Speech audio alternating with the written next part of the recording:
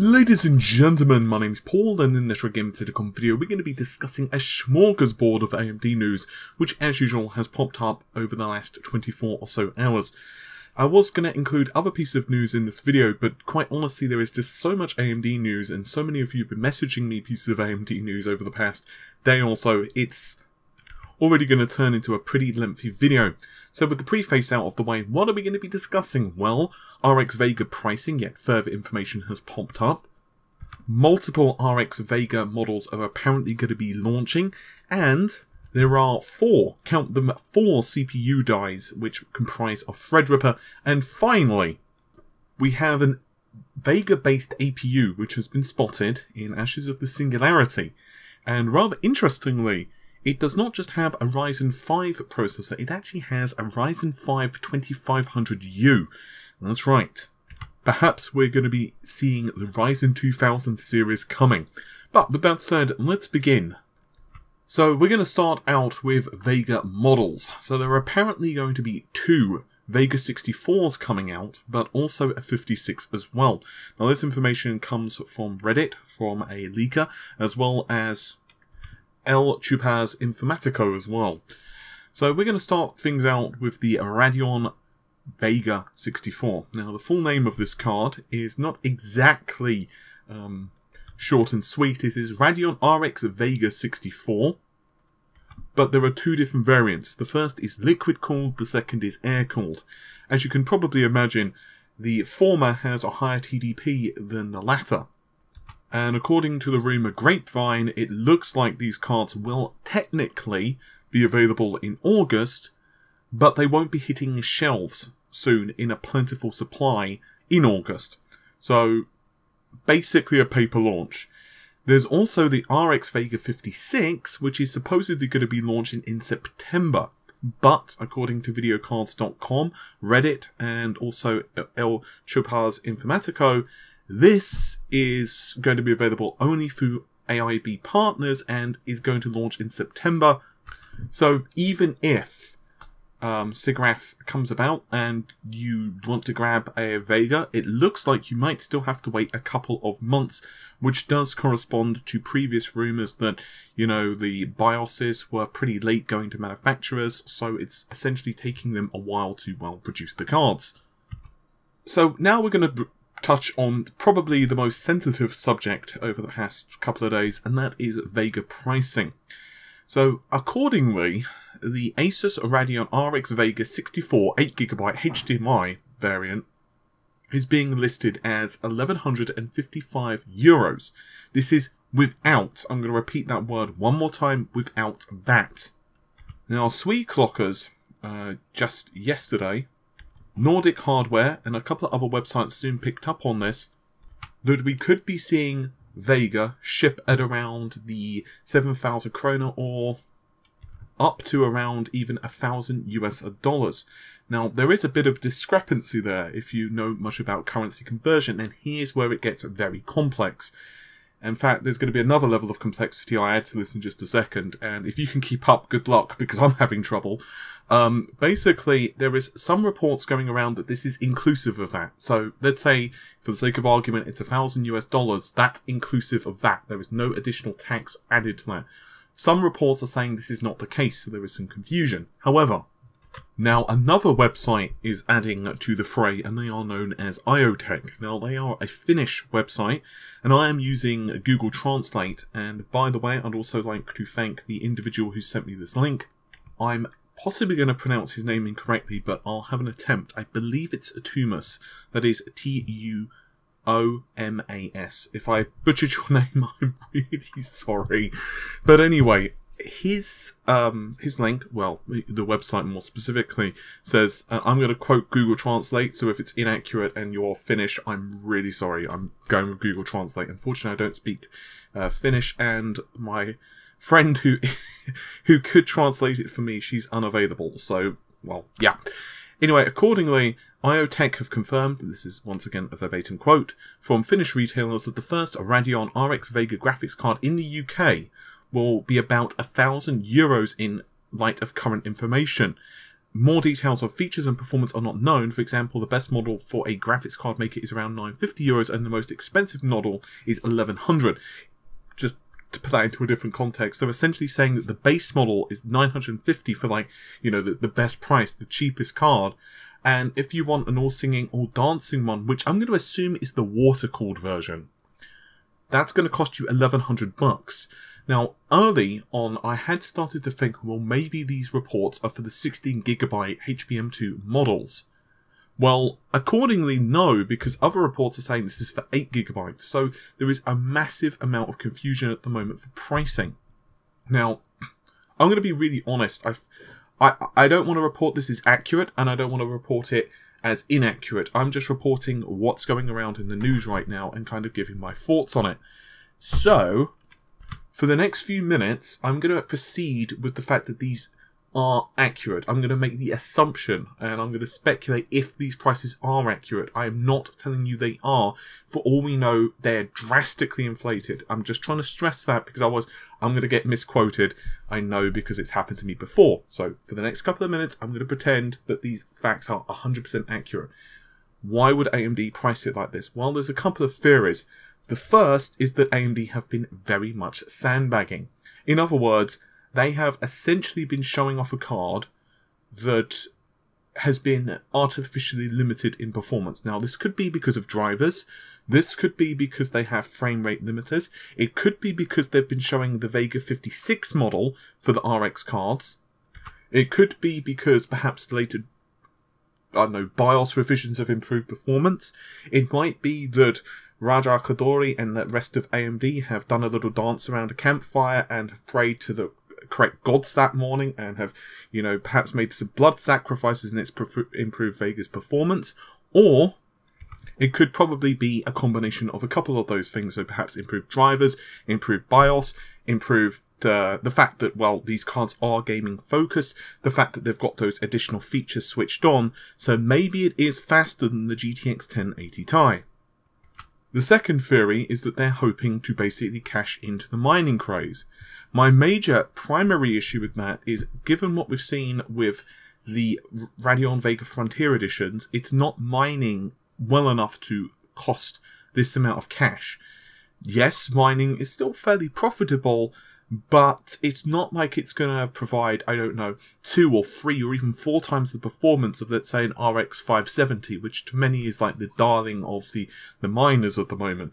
If it did, and it cost this much, sure, fine, I can see people grabbing it. Perhaps even if it was twice as expensive, even if it offered twice the performance, but it had a very decent TDP, I could possibly understand it, because then people could say, hey, it's going to cost us less in 6 or 7 months or 8 months or whatever in terms of electricity, therefore it makes a better purchase.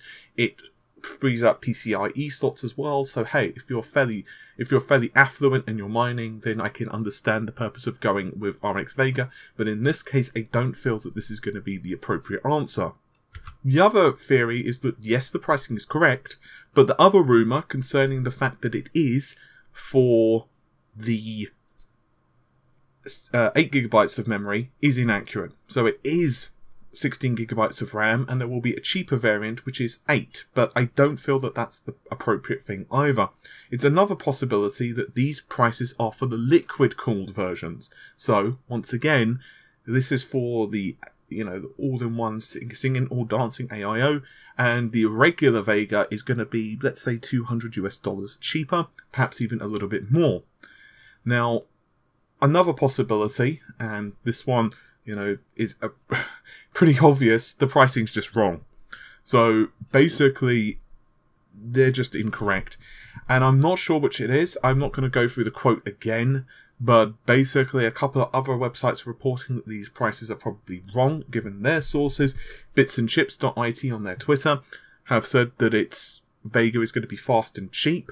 I don't consider $1,000 fast and cheap. Yeah, sure, if it doubles the performance of a GTX 1080 or 1080 Ti or whatever, yeah, then technically $1,000 is pretty fast and cheap for what you're getting. But let's assume that this is, I'm going to say, faster than a 1080 Ti just for a second. Let's say it is faster. Let's say it's 10% faster. I still don't think that's fast and cheap, because the ties are pretty decent in price at the moment. Like, you can get them, obviously it does depend upon your region, but you can get them for around $700-800 US dollars dependent, and around the same in euros as well. So it's just a very confusing time right now in the graphics card market for those wanting Vega. Personally, this is my advice to you. I'm not telling you what to do with your money, because ultimately I can only make recommendations. I would suggest you do not pre-order the card. I suggest, even if early preliminary reviews are positive, don't pre-order the card. Wait for price gouging, which inevitably will happen in some instances. Some e-tailers, we know who they are. Wait for that to kind of subside. Wait for people to get a decent number of those cards in the wild, and then make your decision. Other than that, it's just kind of difficult. And for those who need a card right now, the fact that we could possibly be seeing these slip into late August, September, I've actually had a few people message me and say, what am I doing? Like, I'm buying X processor, let's say Ryzen 7, or perhaps a Skylake or a skylake-x build, sorry. What do I do? And I'm just like, well, I don't know. I don't know what to tell you, dude. Like, maybe go with like a cheap 1080 and then hold off. I don't know. It's just very confusing. And honestly, I do feel this is symptomatic of the whole... I feel the PR around Vega has just been bad. And I wasn't actually going to cover this, but I'm going to throw it in as a small bonus.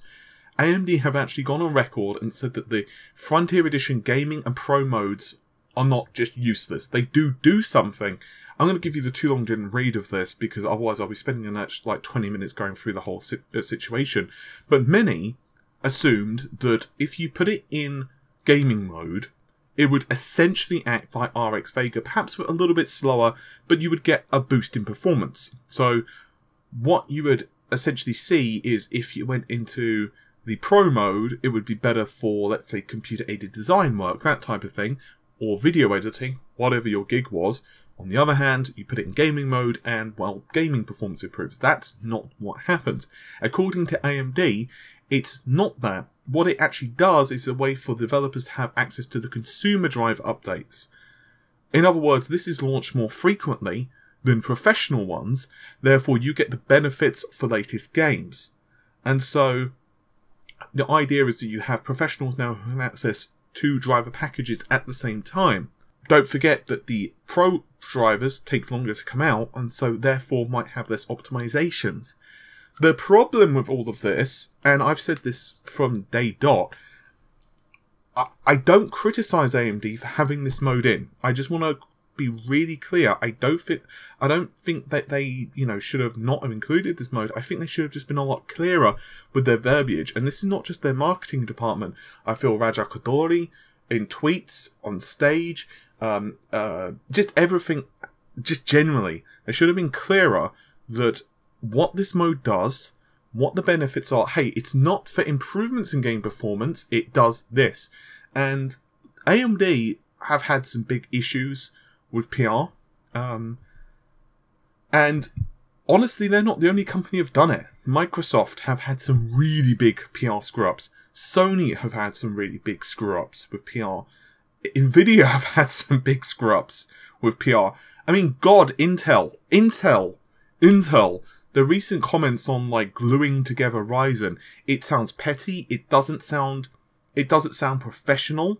It sounds just like you're essentially trying to say, don't worry about these competitors. Honestly, our product's better, but you're not actually addressing anything, and it sounds very. I would say that I feel that they kind of got reamed actually in the press, and as much as I don't have any issues against Intel, I don't have any issues against any company, I feel that those wordings were very, very poor for Intel, and I don't think they should have said that at all. I think they should have instead addressed ThreadRipper or, epyc in a professional way and said, okay, here's what our competitors offer. Yes, they are cheaper, but hey, what you get with Intel is reliability. What you get with Intel is an ecosystem you've already bought into. What you get with Intel is AVX 512. And I'm not saying that that's a better buy. than Epic. I'm just saying that they should have tackled it in that manner. And I feel that AMD have really screwed up the pooch when it comes to the Vega's marketing. I feel that they should have been a bit more open with the Radeon Vega Frontier Edition. I feel that they should not have marketed it towards gamers at all. I think they should have said, technically, yes, it can play games, but we highly, highly suggest you don't do it. It is for professionals. The gaming mode basically allows you to get drivers early for that type of usage.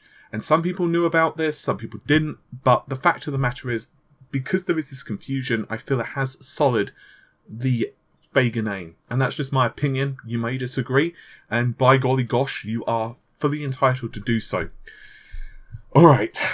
I'm going to continue before this video gets even longer with the next logical topic that many of you messaged me about, and that would be Epic. So a very famous overclocker by the name of The Bauer has released a video, I will link it in the video description, where he basically delids a ThreadRipper processor. I would love to know where he got that ThreadRipper processor, and I'd love to get one of my own, but hey, that's a different story. Now, there are a couple of things. Firstly, according to what he said, there is no way that you can delid this processor and have it working. Now, obviously, he's very early in the delidding process, so maybe someone will find a better way. But he pretty much balked the processor. It's no longer functional. It's essentially a paperweight. A very expensive paperweight. But, hey, you don't care about that. What you do care about is what actually lies beneath. And in this case, it's 4 dies. Now, AMD say that only 2 dies are used. I don't know how true that is. I'm going to make the assumption for a moment that is accurate factually. So technically that means that you could have another 2 processors fully functional. So technically, in theory, you could have a 32-core ThreadRipper. I say in theory because I don't know, honestly, whether the actual motherboard supports it, whether it's the socket, whether it's the entire platform would support this, whether it could just be done via a BIOS update, or whether it's just not possible, quite honestly. Basically, the socket is pretty much identical between the two, but obviously just because it's pretty much identical, we don't know what actual real differences there are. So there may be something inherent which does not allow this to work. If that's accurate, however, let's assume, for the sake of argument, that you could have a 32-core ThreadRipper. Would they do it? Probably not, because it would probably eat very much into their Epic range of processors. It would really hurt them for workstations. On the other hand, maybe it wouldn't. Maybe they would do it, because it would be very disruptive. I know AMD loves that term. I could certainly see them doing a 24-core version, which would basically destroy Intel's 7980Xe. Maybe. I don't know. It's very interesting, though. Another possibility, of course, is that's not accurate. It's not an 8 and an 8 and a 0, 0. So in other words, 2 CPUs running at 8 cores each. It's a 4, 4, 4, 4.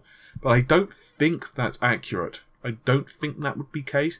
The only real positive of doing that is that you would get much better yields.